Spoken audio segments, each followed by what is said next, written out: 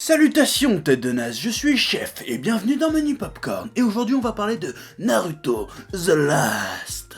Ouais. Bon, et puis si t'es abonné depuis longtemps à la chaîne, t'as dû remarquer que j'ai pas sorti de Menu Popcorn pendant quasiment un an et que là je t'en balance 3 dans le même mois. Et tu dois sûrement te demander pourquoi. Eh ben, il y a 3 raisons à ça. La première, c'est que je fais ce que je veux, déjà, hein, voilà. La deuxième, c'est l'actualité. En ce moment, il y a une grosse actu autour des films longs métrages estampillés Japanimation, donc forcément j'en parle, comme la chaîne Le Chef Otaku, c'est aussi une chaîne qui parle d'actualité, hein. Et là, tu vas me dire, ouais, mais The Last, il est sorti il y a quasi un an. Ce qui m'amène à mon troisième point. Mon troisième point, c'est la demande. Vous êtes en effet extrêmement nombreux à me demander de plus en plus de menus popcorn sur plusieurs longs métrages. Hein, parce que c'est un format qui a l'air de bien marcher, qui a l'air de plaire et qui en plus est très sympathique à faire. Moi je m'éclate beaucoup à faire ça. Donc j'en fais, hein, et en ce moment les trucs les plus demandés, pas qu'en mode popcorn mais en général sur la chaîne, hein, c'est le menu One Piece hein, forcément, hein, un truc sur Prison School et Naruto The Last. Et des épisodes sur Dragon Ball Super encore, mais ça on verra plus tard. En tout cas là avec Naruto The Last ça fait déjà un torché déjà. Donc voilà pourquoi il y a beaucoup de menus popcorn en ce moment, mais après ça va se calmer je pense, parce qu'après l'actualité, bon il y aura peut-être Boruto, mais c'est pas sûr, on verra, voilà. Et j'ai encore fait une intro de 3 quarts d'heure, bon j'exagère mais voilà quand même, j'aime bien faire des grosses intros où j'explique des trucs. Ouais. Bref, Naruto The Last, supposé comme son nom l'indique être le dernier film Naruto, hein, dernier film d'animation qui clôturera à la fois le manga et l'animé. Qui a cru à ce mensonge? Toi là-bas? Qu'est-ce que tu es naïf. J'ai tellement envie de te faire du mal. Ouais. Bah ouais, parce que là ils viennent de sortir Boruto, hein, qui est encore la suite. Mais quoique c'est peut-être pas un mensonge finalement, parce qu'en final, ça s'appelle pas Naruto, ça s'appelle Boruto. Donc au final, est-ce qu'ils ont vraiment menti? Oui. Indéniablement, oui. Bref, Naruto The Last. De quoi qu'est-ce que ça parle donc? 2 ans après la 4ème grande guerre ninja, qui fut très longue de sa grand-mère la Shinobi, mais alors très longue, mais alors tellement longue, très très longue, tellement longue. Ah, c'était long putain. Qu'est-ce que c'était long. Tellement long. Waouh. D'une longueur. Bref, 2 ans après, donc la paix est revenue dans le monde Shinobi. À Konoha, le festival de l'hiver approche et Hinata va offrir une écharpe rouge à Naruto pour enfin lui déclarer sa flamme. Encore. Ouais, parce qu'elle l'avait déjà fait 2 ans avant quand elle se battait contre Pain.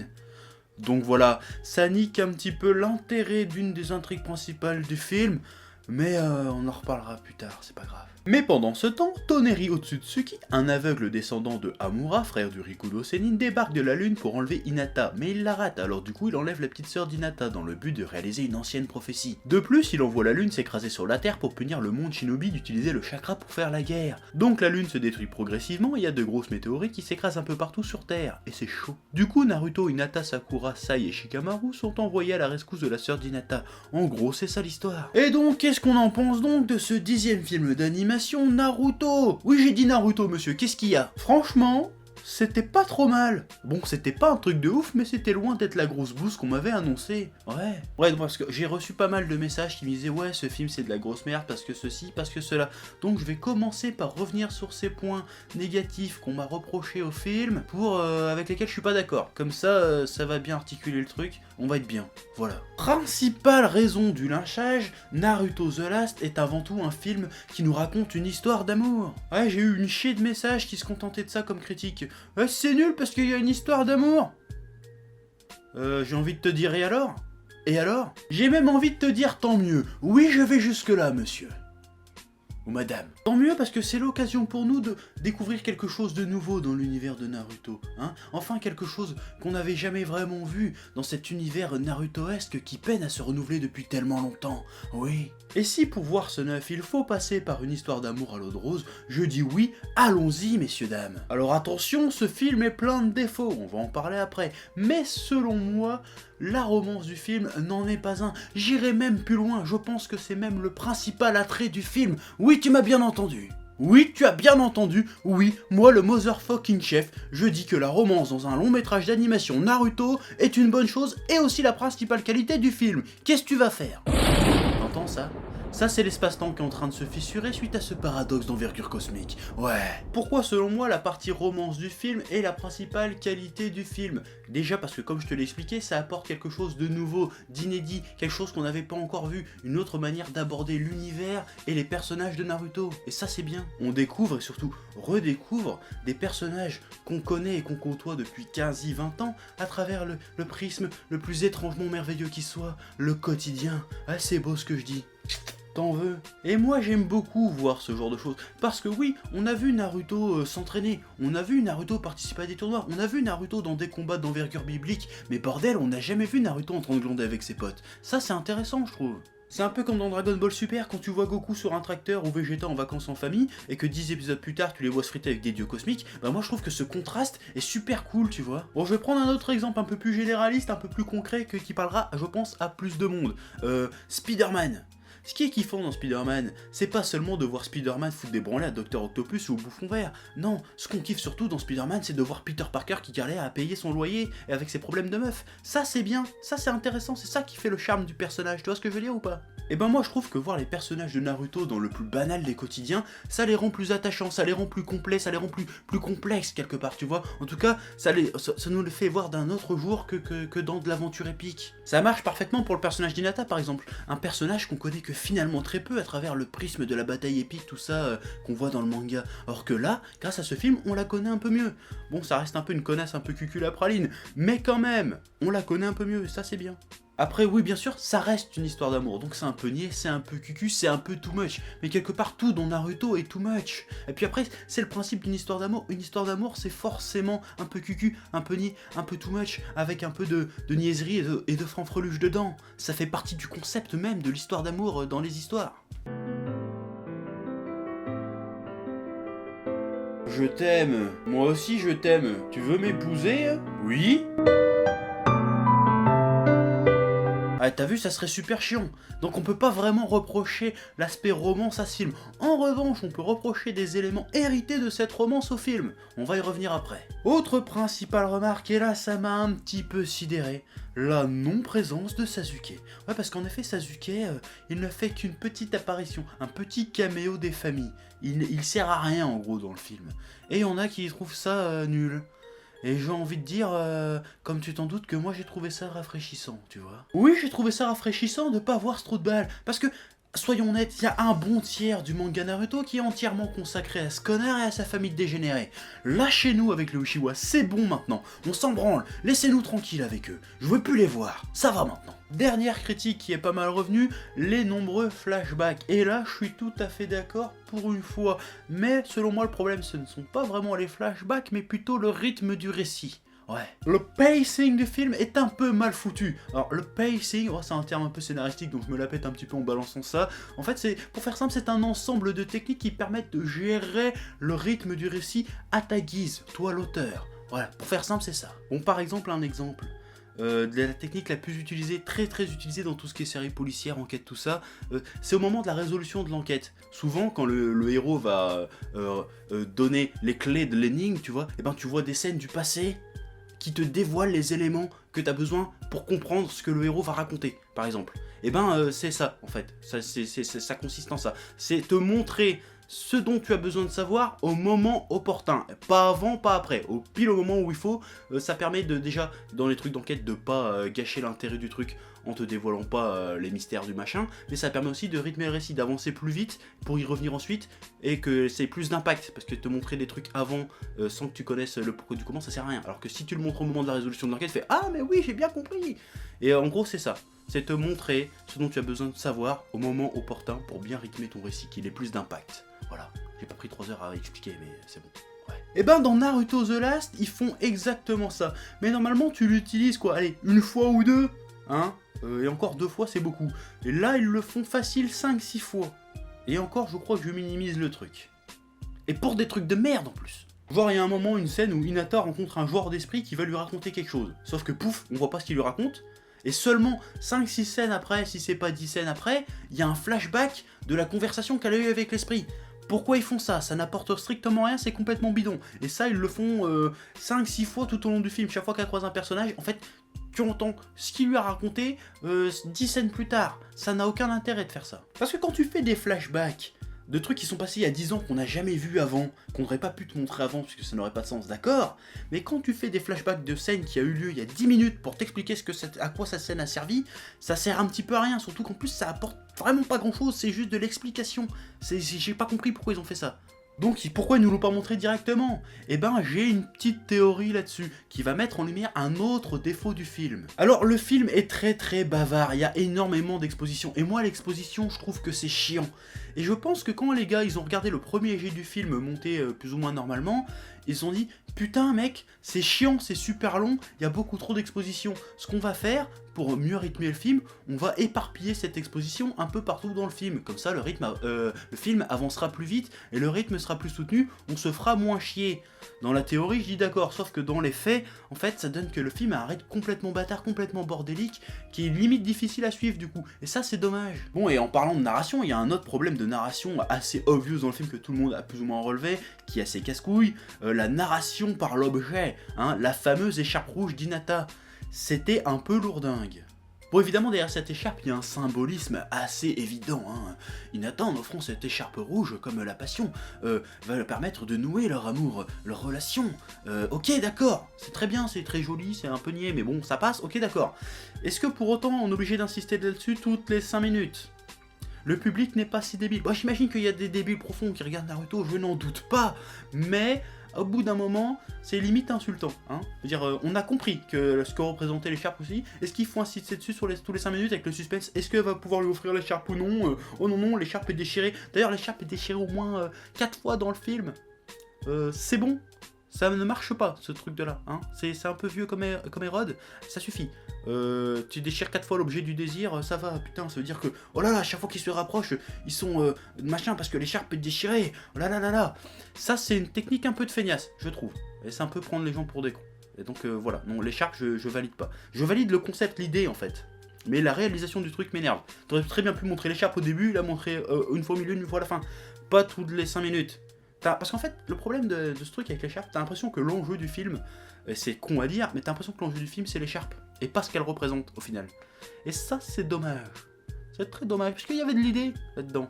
Et du coup, ça gâche un peu le côté romantique. Parce que ça, c'est un élément qui découle directement de la volonté de faire du romantisme. Mais là, justement, ça tue un peu ce côté-là, qui est pourtant, comme je le répète, je trouve, la principale qualité de ce film, justement. Mais c'est dommage, juste à cause d'une écharpe à la con, tu gâches un peu tout. Ouais.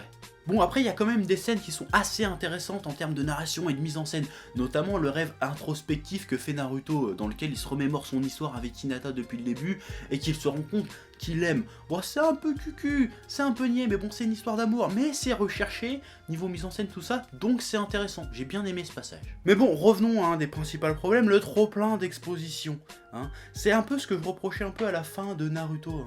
Y a trop d'exposition, mais de trucs dont on s'en fout. Ça nous explique des trucs dont on s'en bat les couilles, en fait. En tout cas, moi, je m'en bats les couilles. Après, toi, tu fais ce que tu veux. J'ai trouvé ça un petit peu superficiel, un peu forcé. Ça nous raconte l'histoire des Byakugan, mais juste pour nous justifier un peu qu'Hinata soit spécial. Aussi spécial que Naruto, tu vois.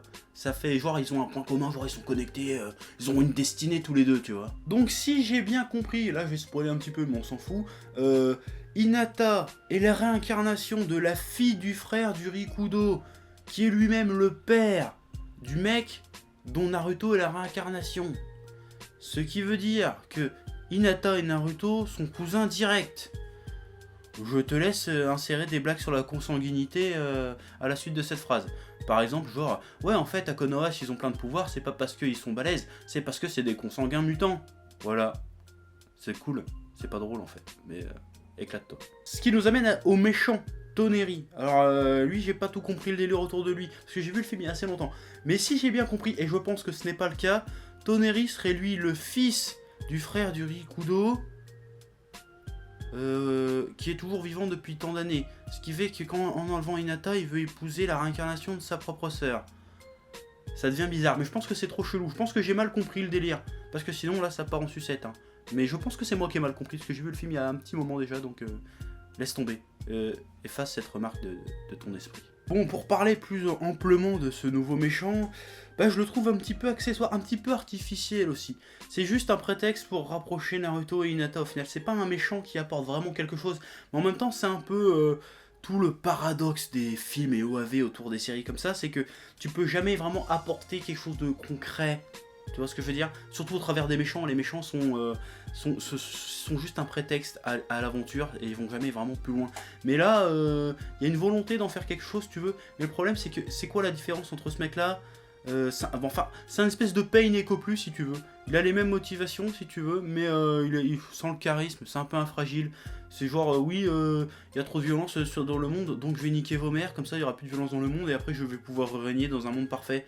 D'accord, ok. Bah, j'ai rien contre le fait de garder toujours les mêmes thématiques, si tu veux, dans les affrontements entre Naruto et ses opposants. Pourquoi pas. Mais c'est quand ça n'apporte rien de plus à chaque fois, c'est un petit peu dommage. Surtout que Naruto à la base, bon, c'est quand même réputé pour être un petit peu réfléchi tout ça. Et quand à chaque fois qu'il oppose un ennemi avec les mêmes idéaux que les autres méchants précédents, il faut que quand il les affronte, il apporte quelque chose de plus au débat que ce qu'il a fait dans les méchants précédents justement. Qu'il arrive plus mûri, plus quelque chose, qu'il se passe quelque chose. Et là, c'est exactement la même chose qu'avec Pain, qu'avec... Merde, comment il s'appelle, l'autre con ouais, le pote à Kakashi, j'ai oublié. Obito, voilà. C'est un peu la même chose qu'avec Obito et Pain en fait. C'est-à-dire qu'il va leur défoncer la gueule, parce qu'en fait il se rend compte après qu'ils ont souffert et que c'est pas de leur faute s'ils sont méchants, et qu'en fait ils ont mal compris le truc, et du coup il va leur péter la gueule, et après il va leur expliquer, et après ils vont être ah ouais t'as raison en fait, ouais j'annule, en fait j'annule tout ce que j'ai fait. C'est un peu redondant, c'est un peu dommage, et ça gâche un peu l'intérêt du personnage en soi en fait. Parce qu'à part qu'il vient de la lune et qu'il a pas de yeux ou je sais pas quoi, c'est exactement la même connerie que les deux boss d'avant. Donc c'est dommage. J'aurais aimé voir un truc un peu plus... Voilà. En fait, dans ce film-là, tu vois du nouveau avec le côté quotidien, côté amour, tu vois. Mais tu reviens, ça reste terriblement classique dans son vilain. Et ça, c'est un peu dommage. En gros, c'est ça l'idée. Ouais. Puis je viens de repenser à un truc là, en te parlant là. Les motivations du Tonari là, elles n'ont aucun sens quand il pense. Enfin, son plan de faire écraser la lune sur Terre parce qu'il y a trop de guerre sur la Terre. Le gars, il était où pendant la Grande Guerre Ninja? Je veux dire, putain, ça a duré 8 ans cette histoire de merde. Enfin, pas 8 ans, mais ça a été super long, c'est pour ça que je dis ça.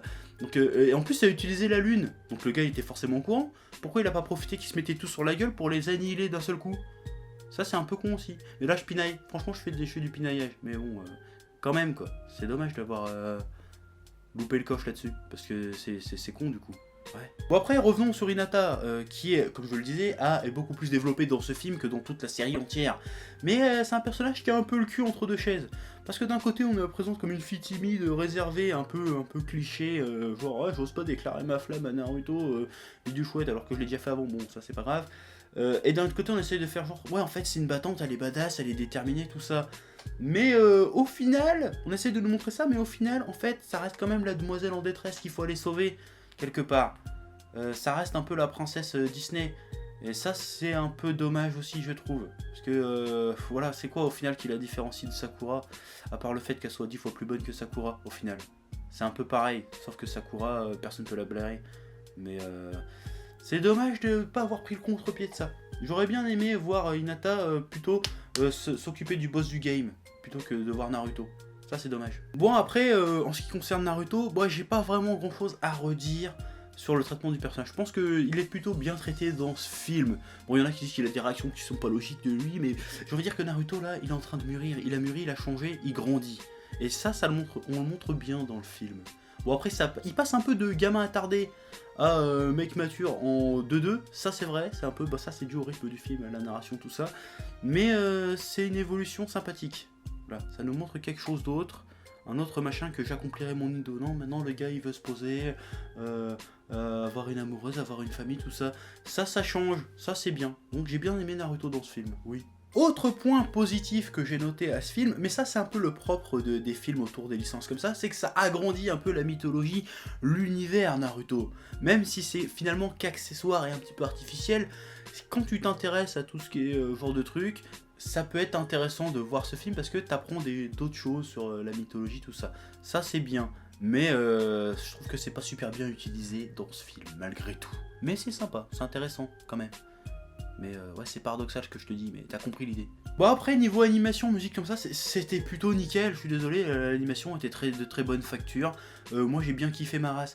Et la dernière scène, bien qu'elle soit un peu cliché, bien qu'elle soit un peu niaise, bien qu'elle soit un peu too much, elle a plutôt marché sur moi. Moi ça m'a fait plaisir de les voir main dans la main, traverser leur enfance et tout. Bah, c'était beau, j'ai envie de dire. Donc moi ça m'a bien plu en fait. C'est pour ça que cet aspect-là m'a plu du film, parce que c'est le seul aspect qui semble un peu sincère dans le film, et qui semble pas artificiel, qui a vraiment un impact sur les personnages. C'est pas le méchant, c'est pas les combats, c'est pas les espèces de blagounettes qui font que ça a un impact réel sur l'univers Naruto et sur les personnages. C'est vraiment cet aspect romance, et qui, même malgré le côté un peu niais, comme je n'arrête pas de le dire, reste quand même efficace et apporte réellement quelque chose dans le public.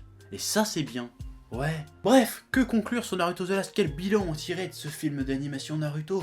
Eh ben, je dirais que ça a réussi dans une intention. L'intention de raconter une histoire d'amour, l'intention de faire évoluer deux personnages, l'intention de faire un pont entre deux séries, de raconter un élément clé d'une saga quelque part, qui va nous permettre de mieux connaître les personnages, d'aller plus loin avec eux. Dans ce côté-là, donc je parle donc de côté romance, mais qui échoue sur quasiment tous les autres plans. Est-ce qu'on peut dire que c'est un bon divertissement? Pas vraiment, parce que c'est rythmé avec le cul, et du coup on se fait un peu chier. Est-ce que c'est une bonne histoire? Oui, pour le côté romance, non, pour le côté aventure. Est-ce que ça apporte vraiment quelque chose à la mythologie Naruto? Oui et non, quelque part. Parce que t'apprends des trucs sur les Byakugan, tout ça, bon, ok. Bon. Et alors, quelque part après un méchant complètement artificiel, des enjeux autour de ce méchant un peu artificiel, mais qui réussit dans son intention première, nous raconter l'histoire de Naruto et Hinata. Et ça c'est bien, donc je pense que c'est pas un si mauvais film que ça. Je pense que ça aurait pu être beaucoup mieux, mais c'est dommage. Donc voilà, Naruto The Last, je dirais passable, mais très réussi sur un seul aspect quoi. Donc voilà, maintenant j'ai parlé de Naruto The Last, donc voilà, si tu as aimé cette vidéo, tu partages, tu aimes Facebook, Twitter, Tipeee, tout ça, toutes ces conneries. Moi maintenant je me casse par là. Ouais, allez, à la semaine prochaine. Je sais pas pourquoi je dis ça, mais ouais, bah de toute façon t'as compris c'est quoi les bails, hein.